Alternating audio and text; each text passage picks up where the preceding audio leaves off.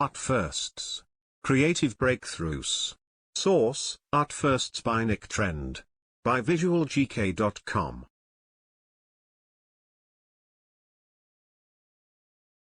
From Selfies to Kisses. A story of creative breakthroughs. The artistic impulse to break old molds goes beyond the iconoclasm of modernism, beyond the Renaissance, when the church started to lose its grip, and artists rediscovered the daring forms of antique sculpture. We can trace specific moments of artistic innovation back to the Middle Ages. But the 15th century stands out. That was when the first sitter broke away from hundreds of years of tradition and smiled for a portrait. It was also when a patron first asked an artist for a picture of a naked woman. Without that first smile, would Leonardo have painted the Mona Lisa? How crucial has Botticelli been in conditioning our ideas of feminine beauty?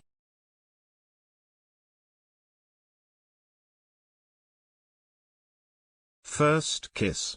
Meeting at the Golden Gate.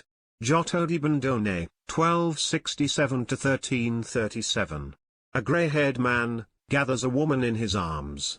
She touches his cheek, and holds the back of his head, as their lips meet. It is remarkable, not only because of its tenderness, but because it is the first depiction of a loving kiss since antiquity. Part of a fresco on the walls of the Scrovegna Chapel, in Padua, it is one of a series of episodes, illustrating the life of the Virgin Mary, painted by Giotto between 1303 and 1305. The two figures are Joachim and Anne, Mary's parents, embracing outside the Golden Gate of Jerusalem.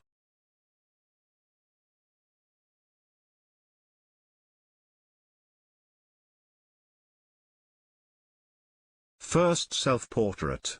Portrait of a man, self-portrait. Jan van Eyck, 1390–1441. We are looking into the steely eyes of Jan van Eyck. The power of the image stems from both the drama of the red turban, and the subtle handling of the oil-based paint, which was, at the time, a new medium that allowed for greater realism in the depiction of skin and fabric textures. When it was made, in 1433, it was the first self-portrait by an artist since Roman times. Until now, painters were considered to be craftsmen, valued for their work, not their personalities. Portraiture was limited to depictions of high-status individuals. Royalty, bishops and aristocrats.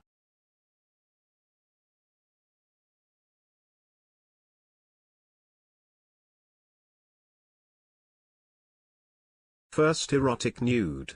Birth of Venus. Sandro Botticelli, 1445–1510. The ancients loved nudes. Their idealized sculptures, of young adults in their prime, celebrated the beauty and grace of the human form. But for centuries, the Church suppressed such imagery in Western art, associating nudity with sin. Then, in 1485, in a moment of daring, Sandro Botticelli painted his Birth of Venus, the Roman goddess of love. Sensual, a little coy, entirely naked, and at the center of a huge canvas nearly 10 feet wide, she was the first erotic nude to be painted for 1,000 years.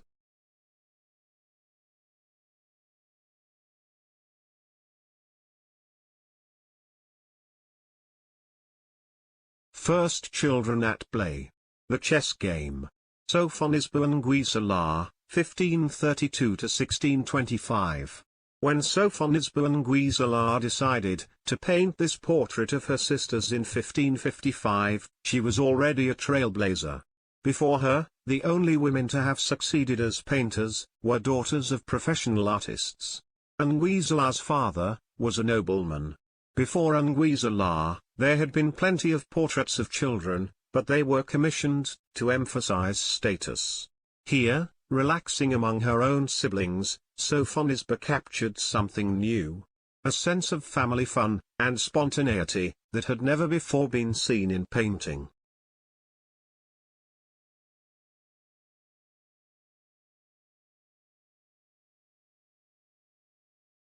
First feminist painting. Reading Le Figaro. Mary Cassatt, 1844–1926. A middle-aged woman, relaxing in an armchair, reading a newspaper. Isn't it a stretch to deem this the first feminist painting?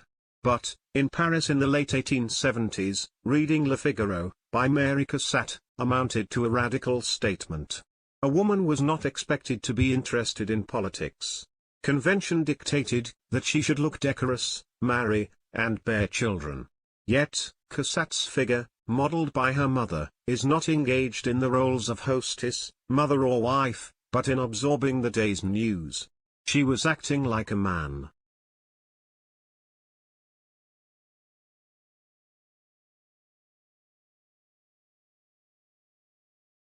Please like, share and subscribe. visualgk.com